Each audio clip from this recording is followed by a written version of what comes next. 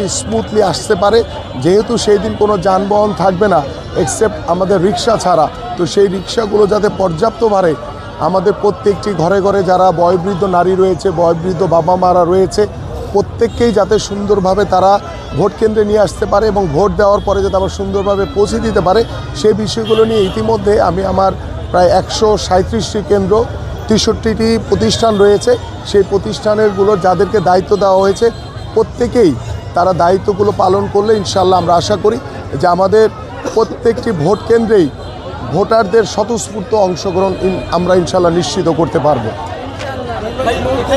উর্দুভাষী জনগোষ্ঠী আছে একটা বড় অংশ, আমি প্রায় 70,000 ভোটার, সেই ভোট নিতে আসলে আপনার কি কি প্রতিশ্রুতি সাপ্লিমেন্ট করি এই মুহূর্তে আসলে সামগ্রিকভাবে নির্বাচনী পরিবেশ কেমন?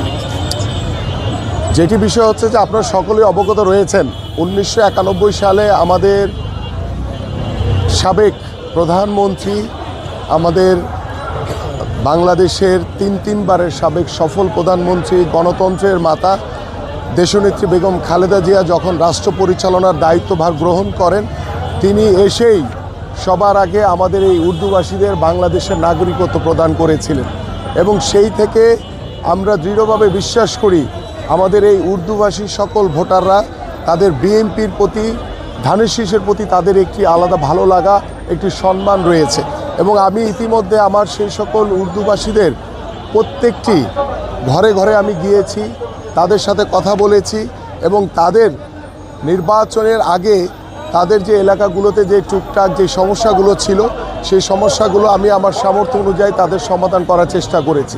এবং আমি দৃঢ়ভাবে বিশ্বাস করি যে আমাদের মাননীয় চেয়ারম্যান জনাব তারেক রহমান, আল্লাহ যদি আমরা নির্বাচিত হই, আমরা যদি সরকার গঠন করতে পারি, সবার আগে এই উর্দুভাষীদেরকে আমরা স্থায়ী পুনর্বাসন নিশ্চিত করব ইনশাল্লাহ।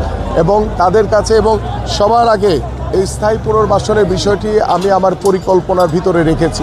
এবং তারা প্রত্যেকটি উর্দুভাষী, প্রত্যেকটি সংগঠন তারা আমার সাথে সহমত পোষণ করে আমার প্রত্যেকটি নির্বাচনের প্রচারণায় তারা অংশগ্রহণ করছে। আজকেও তারা আমার সাথে এখানে উপস্থিত রয়েছে। সকল কমিউনিটির তাদের বিভিন্ন সংগঠন রয়েছে, সেই সংগঠনের প্রত্যেকটি যারা নেতা রয়েছেন বা দায়িত্বশীল যারা রয়েছেন প্রত্যেকে আমার সাথে অংশগ্রহণ করেছে। এবং আশা করি যে উর্দুভাষীদের স্বতঃস্ফূর্ত অংশগ্রহণের মাধ্যমে প্রত্যেকটি ভোট ধানের শীষে পড়বে বলে আমরা দৃঢ়ভাবে বিশ্বাস করি। আর এখন পর্যন্ত আমার এই এলাকায় পরিস্থিতি ভালো। আমরা অত্যন্ত সহনশীল, ধৈর্যশীলতার পরিচয় দিয়ে আমরা আমাদের প্রত্যেকটি প্রচারণার কার্যক্রম করছি। এবং আমি বিশ্বাস করি যে আল্লাহর রহমতে এই এলাকার স্বতঃস্ফূর্ত অংশগ্রহণের মাধ্যমে আমরা এই এলাকার ঢাকা 16 আসনের সর্বোচ্চ ভোট কালেক্ট করার চেষ্টা করব ইনশাআল্লাহ, যাতে প্রত্যেকটি সাধারণ মানুষ যাতে ভোট প্রদান করতে পারে নিরাপদভাবে, সুন্দরভাবে, যাতে তারা ভোট দিয়ে তারা যাতে আবার বাসায় যেতে পারে।